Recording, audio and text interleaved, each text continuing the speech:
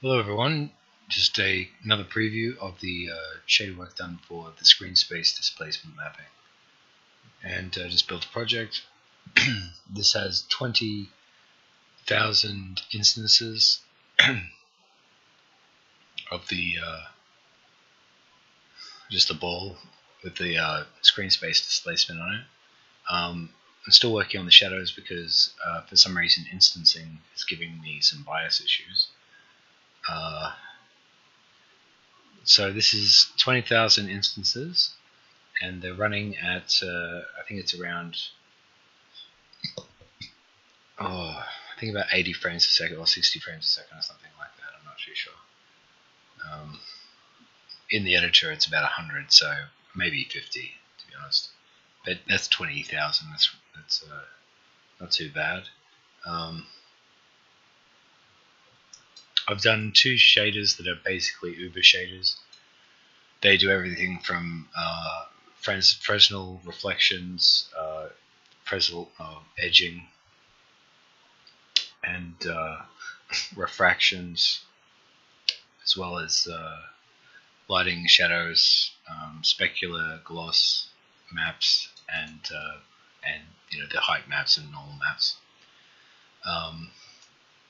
Yeah, I'm pretty impressed with it. It's not bad at all. I don't need 20,000 spheres, but I'll actually be able to go. If I was working with just spheres, I'd be able to just use a quad with a displaced shape of a sphere, and that would produce the same results and probably get us closer to 1 million or something like that. Maybe even more, actually. I'm not too sure. Might do a test of that tomorrow. Okay, so that's that. Oh, and just to make so you'll see that all of them are actually displaced.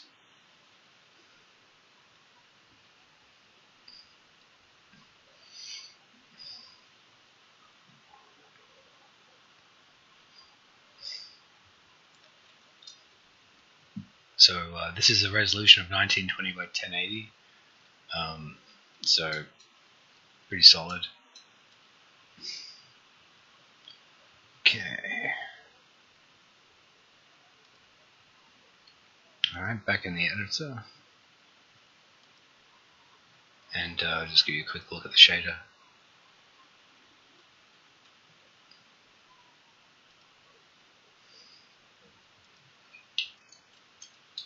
I'm going to include a couple of with 10,000.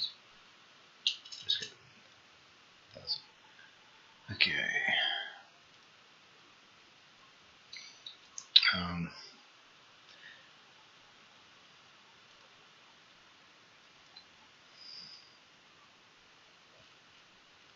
As you can see, that you have your diffuse, normal, height map, specular, and gloss. Just so you can set them with your UVs. The UVs tiling, the normal map controls all these four, or the extra three, and the diffuse has a separate tiling UV coordinates. That way you can, leave the. In some cases, you may want to keep the diffuse the same and just tile the displacement and specularity and such. You can, with the specularity and gloss, you can. That's that one. We'll go with the quad. You can actually adjust it further. Just say it needs to be adjusted slightly, but you can just use values from 0 to 1 to affect the specular and the gloss. So on this rock, it's pretty, a hard surface, so it's closer to 1. And so if we wanted to make it more softer, we could just use a darker color. It uses the X channel, or the red channel, sorry. So, and maybe make it super hard. You can also turn off shadows, disable lighting, turn off shadows.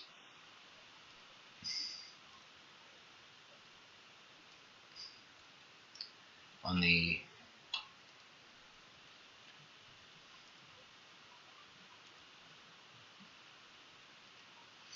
So it's quite a few features.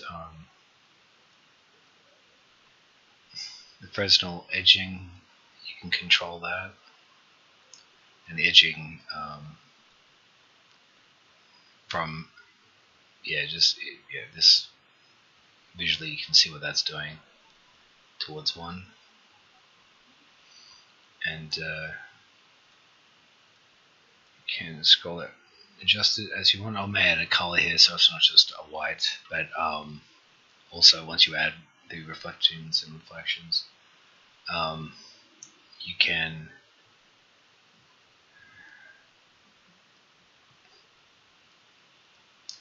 adjust it, and you can even turn off the diffuse map. You can control the intensity of the diffuse map against the reflections, and scroll between reflections and refractions.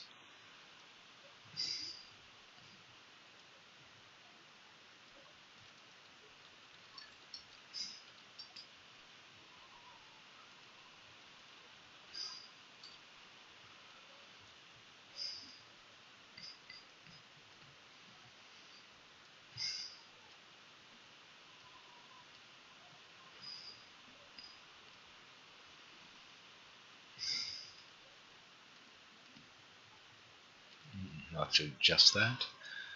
Okay.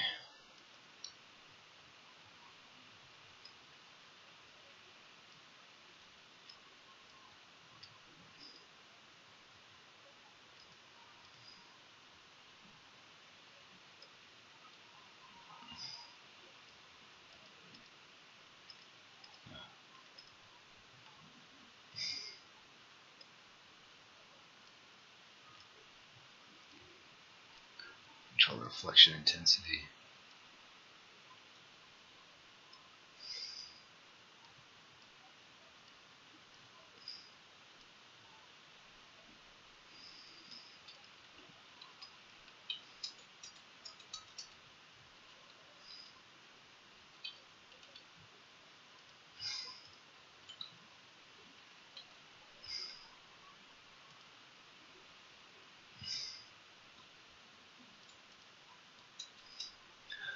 With the shadows, I've just decided to use the standard from the original meshes. It just sort of made more sense. Otherwise, you'd have to draw from. Basically, have to create a whole new shadow system for them, and right now that's not an option for me. I don't really have the time. Plus, yeah, it may just make it.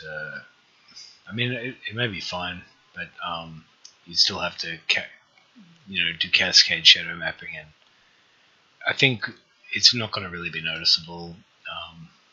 For most, you'll just be able to get away with just using standard shadow casters. So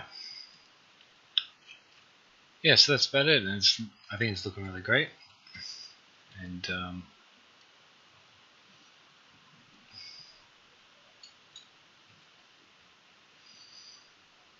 working really well. Sorry, I'm so excited. I'm just very tired today. All right, thanks everybody. Bye.